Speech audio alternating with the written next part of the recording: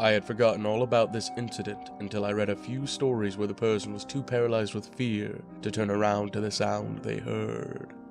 Then I remembered my own encounter just a few months ago. To set it up, I live in dorms on campus at my college. I was back a week early during winter break for Greek recruitment. Basically, interviewing with and visiting different sororities all week, and the only people on campus were other girls rushing and a few front desk staff. They didn't have the cleaning company, dining hall staff, or even our RAs around at all. As a result, my roommate also wasn't back because she was not rushing, and my entire floor, since it is mostly made up of exchange students from China, was empty. I was the only one on the floor, and one of the few in the entire tower. There are 4 dorm towers, 12 floors each. To get up to the dorm this week, you had to check in with the front desk to get your key reactivated, and every time you wanted to go up, they would swipe to give you permission to go past the front desk. You then had to swipe to unlock the doors to the hallways containing the elevators, and again to be able to press a button, and once more to actually get into the dorm. If you didn't have a key coded to a specific tower or room, you couldn't get into it. Now I was in my room the second night of the week, settled back in and sitting on my futon, my back against one of the armrests and facing the door. The rooms are long rectangles with a window at one end and a door at the other. My bed was lofted above me, and I have a blanket hanging down from there behind my head, so you essentially couldn't see me from the doorway. I was laying there with my headphones in, jumping through YouTube videos, where I heard the door open. Not only is there a distinct sound of the keycard going in and out of the door, like a hotel door, I also still have Christmas ornaments hanging from the ceiling. I heard the door open and knew it opened all the way because it hit an ornament and it fell off its hook. I froze in fear. I knew my roommate wasn't back, and neither was my RA, and those were the only 2 people who would have access to my room. My first thought was that whoever it was would realize their mistake and quickly back out, kind of like opening an occupied bathroom stall. But as I froze, barely breathing, I heard them take 2 steps forward and even bump into my suitcase, which was taking up much of the doorway. I adjusted slightly, moving to reach my phone, and my futon squeaked loudly. Instantly, I heard the footsteps retreat. The door closed, and the person moved away from the door. I was stuck where I was for maybe an hour, until I could finally muster up the courage to turn around. There on the floor was the broken ornament, and my suitcase sitting slightly ajar. I texted my roommate and RA, practically begging them to tell me they were back. But my roommate was still in London, and my RA confirmed my fear. Not only was she not back, but she also said she had no idea who would be able to get into my room. Even if the cleaning people or the maintenance guys were back, they don't have permission to go into dorms, nor any way to get in. She assured me she would let the front desk know and suggested it was just a spring admission student who probably got coded the wrong key. I accepted that as an answer. They were confused, heard me move, and realized they got the wrong room. It wouldn't happen again if that was it, but I struggled to sleep that night. I even felt terrified to turn around and look at the door when I woke up the next morning. But then night returned, and I, unable to sleep and very scared, was once again up late browsing Reddit. This time I had my phone close to me, and had taped a piece of string over the door, since I didn't have the ornament alarm hanging anymore, and needed to validate I wasn't going crazy. Like clockwork, once again at 3 a.m. I heard heavy footsteps outside my door. The distinct use of the keycard, and the door open up. I stayed frozen, and realized I could see their silhouette in the microwave's door, which sat against the window, facing the door. They stayed in the doorway, and nearly filled up the whole thing, the light from the hallway streaming around them into my dark room. Once again I was frozen, convinced they meant malice, and that last night wasn't a mistake. But if they wanted me asleep, I wasn't going to let them. I hit play on a video I had queued up, and as soon as the ad started, the figure left and the door closed behind them, and the footsteps retreated. When I finally looked, the stream was broken. I told my RA and roommate about this, as well as the front desk the next morning. All of them confirmed not only that no one else had a registered key for my floor or my tower, but even those that did weren't back yet, whether it was other students or employees.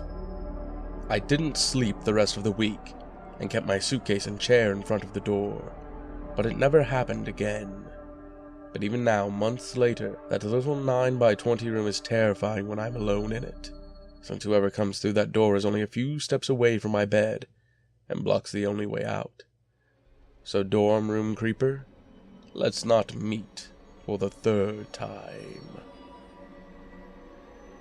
I still vividly remember the day I almost got abducted. I was 12 years old and lived in an isolated seaside city, surrounded by the boreal forest. The closest big town was a 2-hour car drive. As any lonely place, the area I grew up in was extremely depraved. Half mining town, half Indian reservation, people there were, and still are, extremely prone to violence, thievery, and drug and alcohol abuse. From the 1st grade up until 4th, I went to a nearby school that was 2 small streets, or about 200 meters, away from my house. But this school didn't have 5th grade, so I ended up using the bus for the first time the year this happened. At 6 a.m. I would walk out my front door, and a few streets away until I got into a long street with several intersections. Every morning, our bus would pick up 3 students to a stop that was perhaps 100 meters ahead, turn at an intersection to pick up other students, come back, and take us in. We, me and my 2 stopmates, always thought it was kind of stupid to put 2 stop signs onto a single street. And when we felt like sitting down early, we'd walk the extra distance to get in before the intersection. One morning I got up early as I noticed a heavy snowstorm and thought the wind would slow me down on my walk towards the stop. I was shivering all the way there and looked right at the other stop. No one was there yet. I thought a few students might have not shown up because of the temperature, while others were probably still watching the news to check if today would be a snow day. I remember touching my face and feeling spots of hardened, cold skin around my cheeks. Small frostbites are a common occurrence in this kind of climate, but I immediately walked up to the pre-intersection stop so my cheeks wouldn't get worse. These always hurt like hell when they warm up, so I wanted to get done with it as soon as I could. For a few minutes, there was nothing but me, the raging wind, and the sting of the snowflakes hitting my face. Then I saw an old gray car turn over the corner and roll at an astoundingly slow pace in my direction. My heart began to pound faster as I noticed the dirty-looking native that was staring at me from the driver's seat. He passed me and pulled over in the bike lane. I stared at him from the other side of the street, wondering what the hell this man was doing here this early, obstructing the bike lane in the middle of a snowstorm. I had slight vision problems but hadn't yet been diagnosed, so I squinted as hard as I could to try and see what was going on inside the car. Then when I realized he was holding something vertically in his left hand, and that said thing was pointing right at me, it was a camera. I started to panic as my muscles literally froze into place, paralyzed by fear. Why the hell was this man taking pictures of me? The thing that struck me the most was the weird way he held this camera, using only one hand and holding it sideways. I began to breathe more and more heavily as I realized I was too far from my house to run up there, and that most people were likely asleep with their doors locked. I was stuck. If he decided to attack me for some reason, there was no way I could escape. Run, I thought, as the car slowly began to move again, and turned over to the side of the road I was standing on. But I was so shocked, so panicked, that my body simply refused to obey me. He drove in this disturbing, painfully slow way as he got closer and closer to me. I nearly lost consciousness as he reached my stop. I felt his car begin to slow down even more when I suddenly heard a loud humming sound coming from further up the street. Another car suddenly pierced through the veil of snow, making the native man jam his foot on the gas pedal and take off at maximum speed. If it wasn't for this exact set of circumstances, I might have been caught in God knows what awful situation. One of my stopmates arrived a few seconds after, and I finally gathered the courage to run towards her. 2 years later, the corpse of an abducted 5-year-old was found in the nearby woods. I'll never know for sure if this story is related to mine, but I shiver every time I think I might have been staring at a murderer right in the eyes. I later called the cops, describing the events, and got a promise that they would patrol the area more often. I never saw a police car in the surrounding area in the 5 following years. As for the picture, I'll never know if it's been deleted, if it's hanging in some psycho's private collection, or if it's out there in some twisted site for all to see. So if you happen to accidentally stumble upon a strange website and see a picture of a chubby little girl with a bright pink hat and frostbitten cheeks standing amidst a snowstorm, you'll know the story behind it. This experience happened about 3 months ago.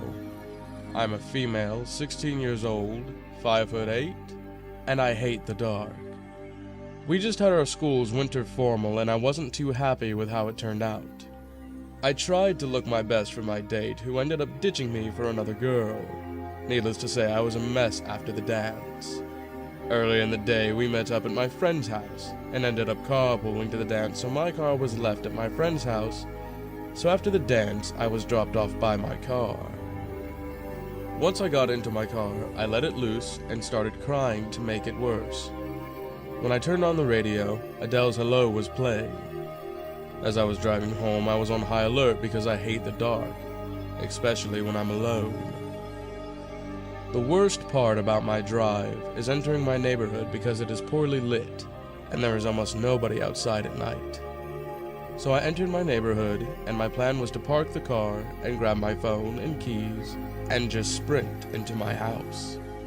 That is what I did. However, I slammed against the door and almost fell back because my dad had locked the door, even though I told him not to, and that I would be home at 1-ish. But I came home at 11:30 because I didn't want to stay at an after party. I don't remember feeling mad, but I do remember feeling really scared. The only 2 ways to get into my house would be to go through the garage or the backyard. Both are hella scary. I settled for banging on the door and ringing the doorbell till someone answered. Someone did answer to all the commotion, but it was not my dad. I heard a, "Are you okay?" and a muffled voice, and I turned around horrified because the voice didn't sound familiar. I saw a figure standing about 25 yards away from me next to my car. It was really dark, so I couldn't make out a face, only a body. I was really scared now and started ringing the doorbell even more. My dad is sort of an asshole / deep sleeper, so either he wouldn't wake up or he was just waiting it out. I sniffled, because I was crying, and the voice said, "Are you okay, sweetie?" in a sympathetic tone. I didn't say anything, but just to make myself feel better, I turned on my phone flashlight and pointed it at the guy. Right as I did that, in a raspy voice, he said, "Don't you dare do that!" I turned it off immediately, and about 4 seconds after I heard commotion in my house, and the door unlocked, and my dad grabbed me, and I noticed the man running away. My dad called the police, and told the police that he looked out the window and saw the man standing there, and assumed that the knocking was someone else. I asked my dad why he didn't assume that the car the man was standing next to was mine, and that I was knocking on the door, but my dad just said, "It could have been anyone's car. Besides, you said you would be home at 1 a.m. The police never found the man because the only description I could give was his height, which was about 5 foot 6 inches relative to my car. Weird dude. Let's never meet again.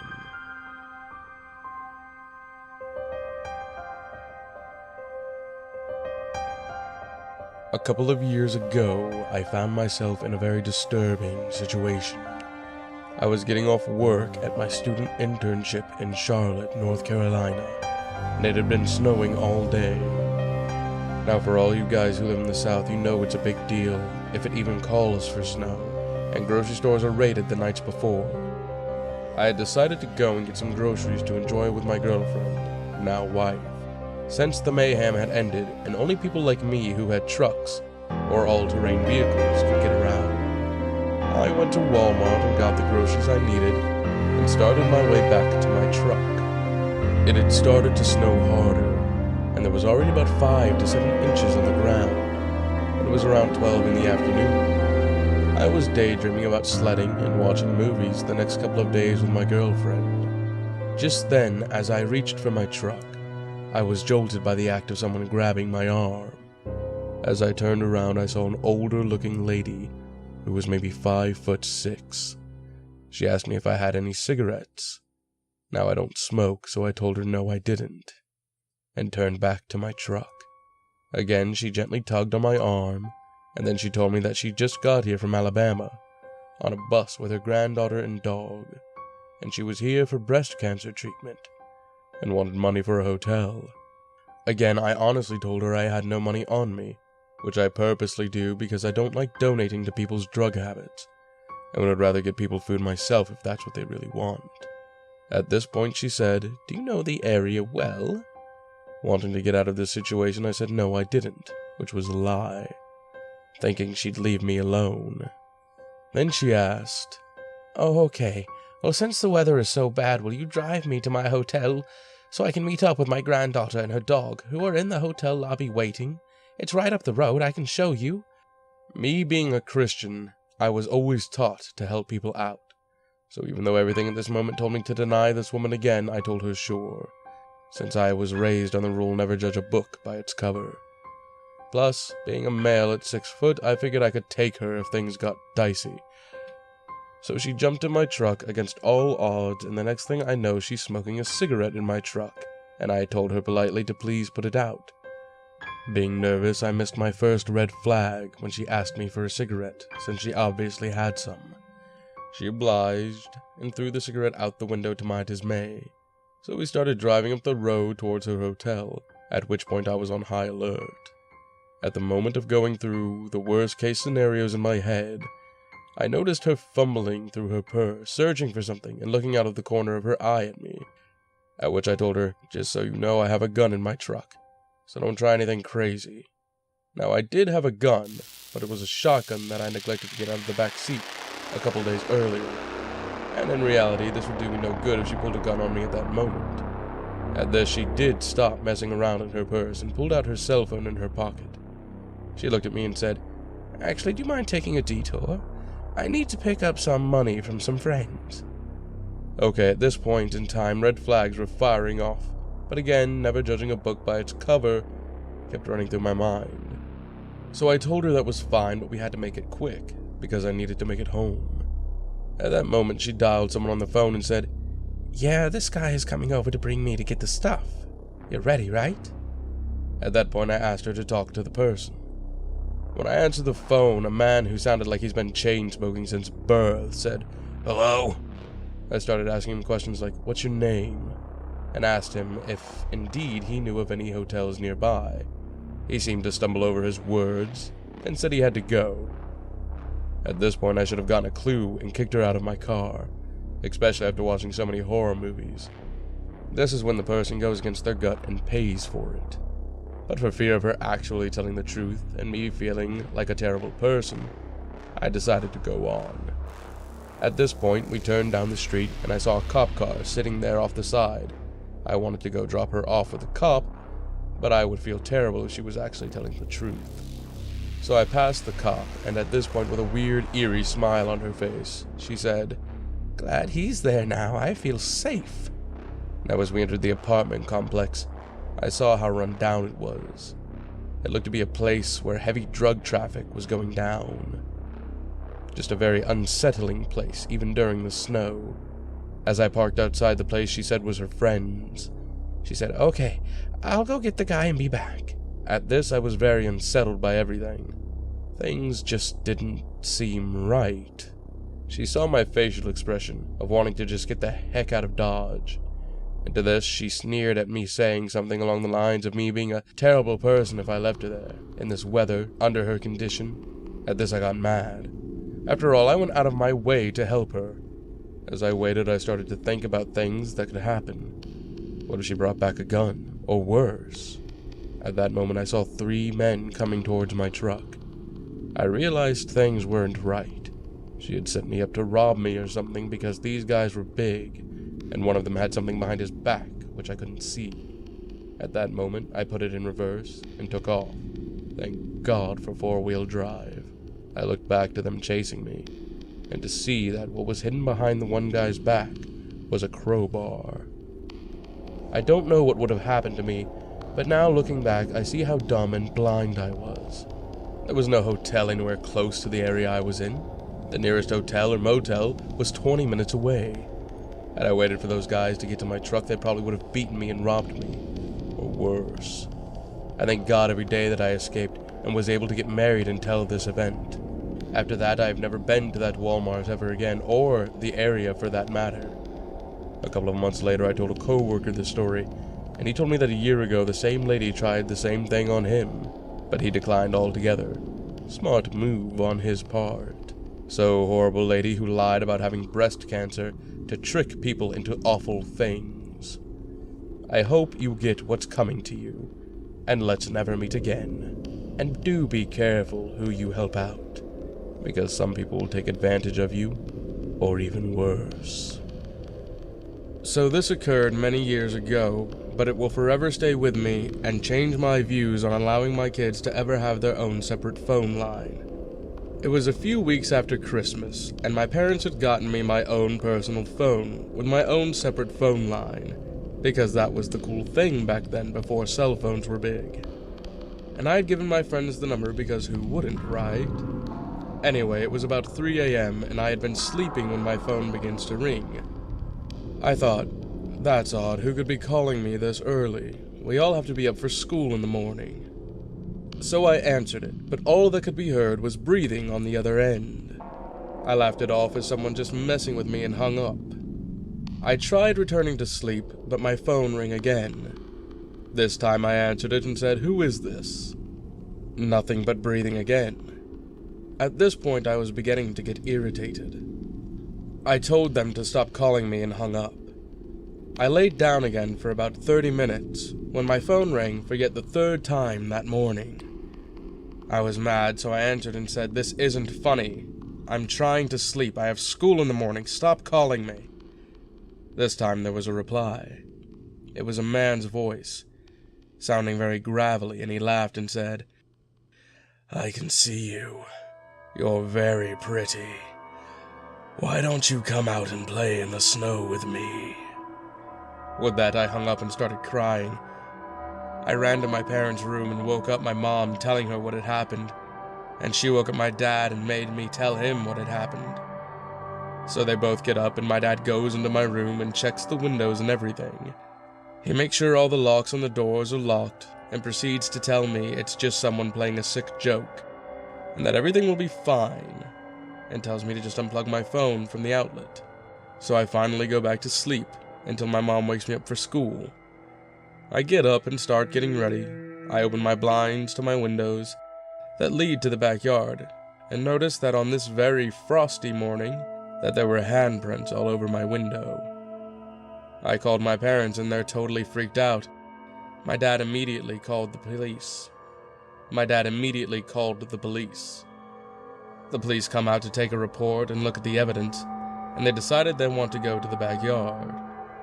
Sure enough, there was a set of footprints in the snow that led right up to my window.